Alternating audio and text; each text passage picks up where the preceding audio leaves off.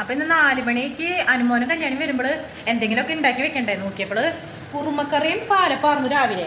അപ്പൊ നോക്കിയപ്പോ കുറുമക്കറി അത് ഇത്രയേ ഉള്ളൂ കേട്ടോ. അപ്പൊ പാലപ്പത്തിന്റെ മാവ് തീർന്നു പോയി. പിന്നെ ഇപ്പൊ എന്താ ചെയ്യാ, അവർക്ക് അധികം വറവും കാര്യങ്ങളൊന്നും ഇഷ്ടമല്ല.